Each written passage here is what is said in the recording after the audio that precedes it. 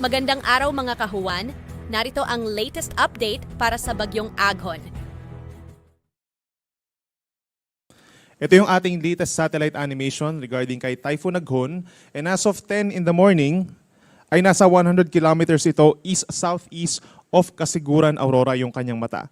Taglay ang maximum sustained winds na 140 kilometers per hour, so may kalakasan pa rin po ito, at gustiness hanggang 170 kilometers per hour. Kumikilos ito pahilagang silangan or unti-unting palayo ng ating bansa sa bilis lamang na 10 kilometers per hour. So kung mapapansin po nila, hindi ganun kalawak itong bagyong Aghon. Nasa around 200 kilometers po yung kanyang radius. So may mga areas lamang dito sa bahagi po ng Cagayan, Isabela, and Aurora, as well as Polillo Islands, yung directly naapektuhan nitong si Typhoon Aghon. Pero kapansin-pansin din po dito sa ating animation, merong mga kaulapan sa may areas po ng Cavite, Batangas, Bataan, at malaking bahagi rin po ng Mimaropa and Western Visayas. Associated naman po ito sa southwesterly wind flow o yung hangin po galing dito sa may timog kanluran na siyang ini-enhance or pinapalakas nitong si Typhoon Aghon, at ini-expect natin na habang umaangat itong bagyo na ito ay magpapatuloy yung epekto ng mga pag-ulan dun sa mga nabanggit natin na lugar sa susunod na 2 hanggang 3 araw.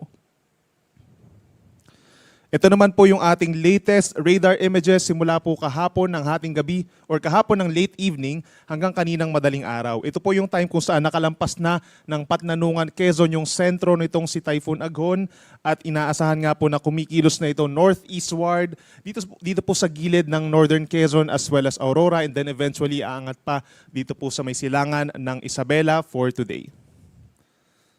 Ito naman po yung latest track ng Pag-asa regarding dito kay Typhoon Aghon. Sa susunod na 2 araw ay kikilos pa northeastward or paangat na pakanan ang bagyo, habang ito ay isang typhoon or malakas po na bagyo. Simula po ngayong umaga hanggang bukas, or simula po ngayong umaga hanggang mamayang gabi, ay paangat nga ito at estimated around 225 kilometers ito east-southeast of Tuguegarao City, Cagayan. Pagsapit bukas ng umaga, mas lalayo pa ito, 460 kilometers silangan ng Kalayan, Cagayan. At pagsapit naman ng Wednesday ng umaga ay nasa higit 1,000 kilometers na ito sa east-northeast ng extreme northern Luzon. And then afterwards ay lalabas na po ito ng Philippine Area of Responsibility Wednesday ng tanghali or ng hapon.